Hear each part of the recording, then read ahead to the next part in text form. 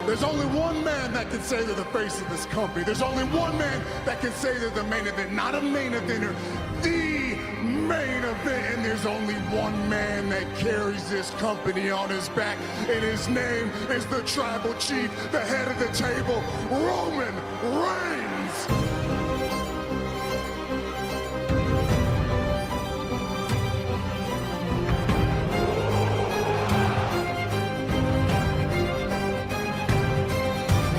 I'm the greatest of all time.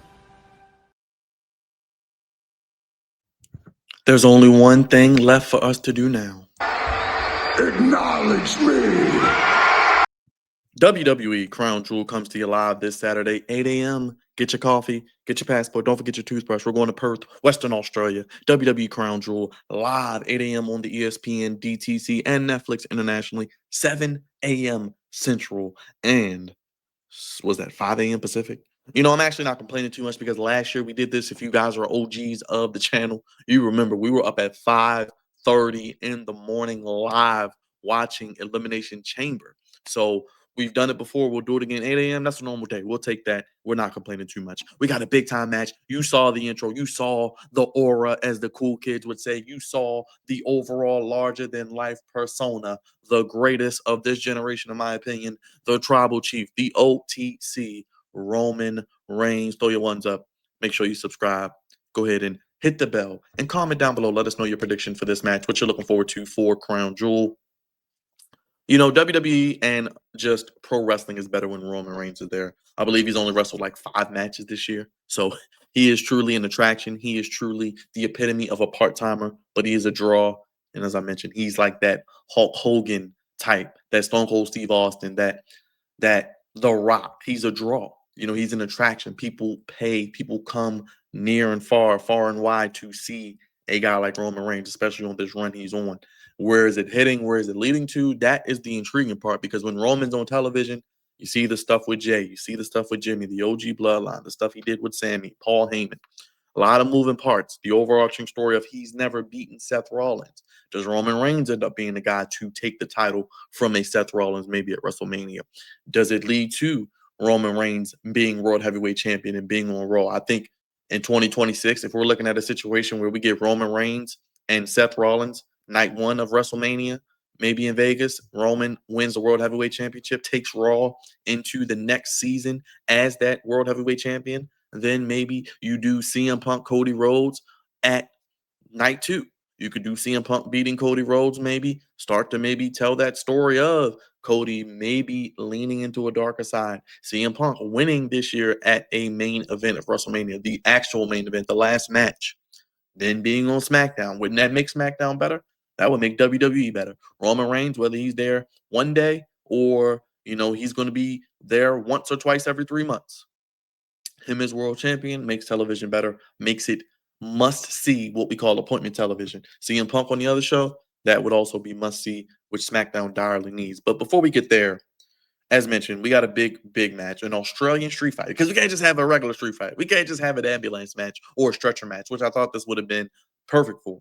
Bronson Reed and the Vision, Braun Breaker, have written off Roman Reigns multiple times, and then we get another Roman Reigns return, and you know, the ratings are down. The ratings are the lowest they've been on Netflix. What do? Let's put Roman Reigns on the show. Let's put CM Punk on the show. Let's put everybody on the show to get people to watch. And that's how you get people to watch, because he's an attraction. He's a draw. Roman kicking off the show. People want to hear what he has to say. He didn't really say anything. They just got into a verbal, then a physical altercation, which we get with all of these storylines and all of wrestling. But you see it there. Roman makes the television better. I think this is where Bronson Reed needs his win. Remember, he was supposed to be at Elimination Chamber last year. He was not, because of the birth of his child. He was supposed to challenge, I believe, Seth Rollins for the World Heavyweight Championship. He gets to have a match in front of his home crowd. He gets to hopefully win in front of a home crowd. It is a street fight. This can protect Roman from losing. He can lose but still be bulletproof as he is. The aura is not going to diminish. And it could be with the assistance of Braun Breaker. Now, you may be asking, why didn't we do Roman Reigns and Braun Breaker yet? I think we're building to that. Either at maybe Saturday night's main event in November. That's going to be a big one, because that's the first Peacock exclusive Saturday night's main event. That's the first one that's exclusively on Peacock. So they may go balls to the wall. You're going to have Roman, Braun Breaker. You could have that on that card. That match is coming. I don't know if it'll be at Mania, but that match, we will probably get that before the end of 2025 at some point. Roman and Braun Breaker is the match we wanted. Obviously, it would have been a little rushed because Roman just came back last week, a 2-week build. I want more build. I want more story of Braun Breaker inevitably putting down Roman Reigns, the unpredictable badass, the dogs barking. I want him to be the man to beat Roman Reigns clean and tell that story. So we'll get there. Just be patient. I do think we're going to get that match soon come. I think before, like I said, before the end of 2025, I think we will have those two men in the ring together, all the dog barkers.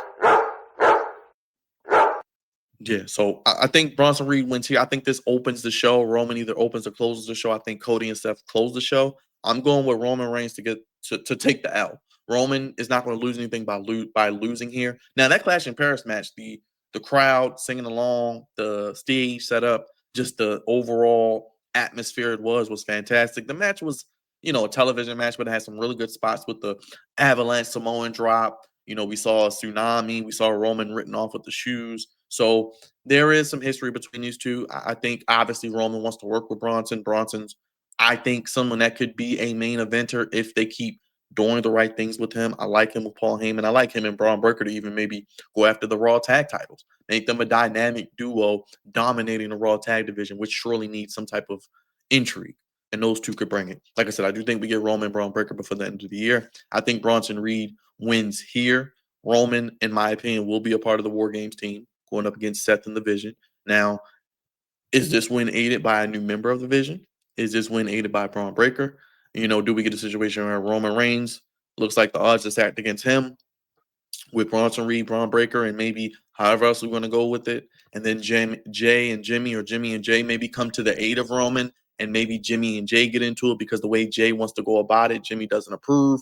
Roman gets involved, and Roman's trying to tell Jay to be more like him. And Jimmy's like, no, don't be more like Roman. That's how we got in the situation we're in. So that storyline, that inkling each week we've been getting, I think we'll get some progression Saturday morning. And I think that could maybe cause Roman to be sidetracked.